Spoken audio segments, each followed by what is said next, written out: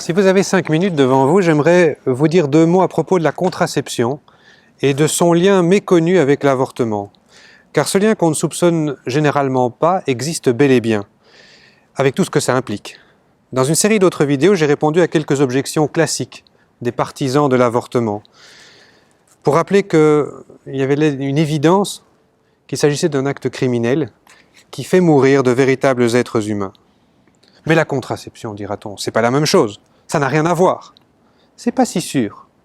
Ou plutôt, c'est le contraire qui va se révéler évident et qui va apparaître quand on commence à considérer lucidement le problème du côté de ses causes. Pourquoi fait-on cela? Plutôt qu'à partir de conséquences. Parce qu'évidemment, les conséquences sont très différentes. Dans l'avortement, il y a le meurtre d'un être humain. Dans la contraception, il n'y en a pas. La contraception, comme son nom l'indique, vise à contrer la possibilité d'une conception. Or, cette possibilité d'une conception, c'est le terme le plus naturel d'une relation sexuelle réussie. C'est tellement vrai que les organes concernés sont appelés les organes reproducteurs ou génitaux, c'est-à-dire que leur fonction première, comme le nom l'indique, c'est la reproduction, c'est la génération. L'objectif des méthodes contraceptives est donc de biaiser avec la nature même de la sexualité, la fonction la plus naturelle des organes concernés. Ce résultat, la conception, est perçu, notez bien le vocabulaire, comme un risque contre lequel il faut se prémunir ou, comme on dit, se protéger. Avec la contraception, ce que l'on fait, c'est exiger l'assouvissement de désirs qui peuvent par ailleurs être très légitimes, mais de telle façon qu'on ne risque pas d'avoir à assumer les conséquences de nos actes, les conséquences naturelles possibles de nos actes, en l'occurrence, la conception d'un enfant. Alors je me rends bien compte que je suis en train d'énoncer ici ce qui, pour beaucoup de gens, ressemble à une énormité. Pour faire simple, je vais prendre un autre exemple, beaucoup moins polémique, et pourtant, à mon avis, foncièrement analogue. Si vous mangez trop, il y a fort à parier que vous allez grossir. Que faire alors si vous avez envie de continuer à manger sans avoir à changer régulièrement votre garde-robe pour l'adapter avec des vêtements toujours plus larges? Les riches romains avaient une solution très simple à ce épineux problème.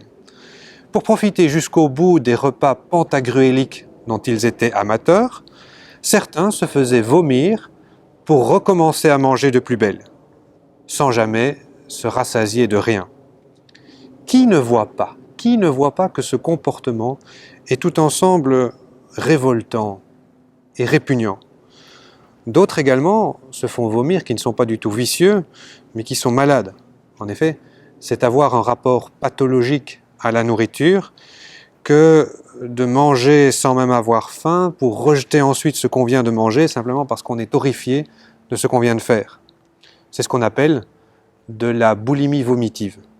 Alors que le comportement qui consiste à manger puis à se faire vomir soit vicieux ou morbide, on en conviendra, il est profondément désordonné. La nature du désordre est évidente, puisqu'il consiste à désolidariser la prise de nourriture de ses conséquences les plus naturelles, en se vidant l'estomac de telle façon que le besoin ou le plaisir de manger des aliments ne s'accompagne pas de la prise de poids redoutée ou des autres désagréments résultant de leur ingestion. Comment se fait-il alors que les mêmes personnes qui voient si nettement le vice ou la pathologie quand il s'agit de nourriture font preuve au contraire d'une complète cécité dans le cas du sexe? N'est-il pas tout aussi absurde et déraisonnable de refuser les conséquences naturelles de l'activité sexuelle que celles qui découlent de l'ingestion de nourriture? Un enfant peut, hélas, ne pas être désiré, mais il ne peut pas être considéré comme un accident puisque la conception est inscrite dans la logique même de l'acte sexuel.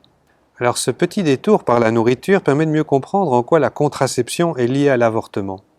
Si l'enfant qui risque, entre guillemets, d'être conçu à la suite d'une rencontre sexuelle est considéré comme un accident, un danger dont il faut se garantir en se protégeant pour que surtout il ne vienne pas à l'existence. Si l'enfant, dis-je, est considéré comme un ennemi ou une menace avant même d'avoir été conçu, pourquoi ne serait-il pas encore et toujours perçu comme un ennemi et une menace après avoir été conçu? Supposez en effet un Un général chargé de défendre une place forte. L'ennemi est au dehors. Que fait-il? Il tâche par tous les moyens possibles de se protéger contre les incursions de l'ennemi. Si l'ennemi passe outre et parvient à rentrer dans la place défendue par lui, croyez-vous que le général soudain changera d'avis et traitera cet ennemi de la veille en un nouvel ami? Non, au contraire. Le général qui n'a pas réussi à empêcher l'ennemi de rentrer fera tout son possible pour le repousser, pour le rejeter au dehors, si par malheur l'ennemi est dans les murs. Il le repoussera donc avec d'autant plus d'ardeur que lui-même s'en voudra de l'avoir laissé entrer. Alors que l'on ne se méprenne pas. Je ne dis pas ici que les personnes qui recourent à la contraception vont nécessairement avorter en cas d'échec.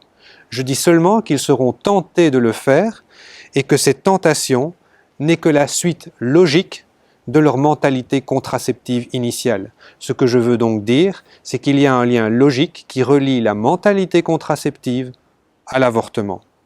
Il y a donc, que cela nous plaise ou non, un lien logique qui relie la mentalité contraceptive et l'élimination d'un être humain innocent par l'avortement.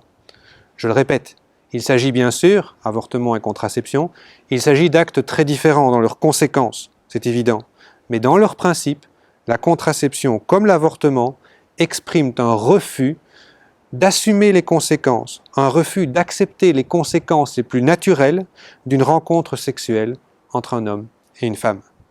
Dans une prochaine vidéo, je voudrais revenir sur l'égoïsme foncier sous-jacent à la contraception et à l'avortement, pour qu'un peu de bon sens nous fasse comprendre qu'on ne peut pas s'opposer à l'une de ces pratiques sans repousser et sans rejeter aussi l'autre désordre.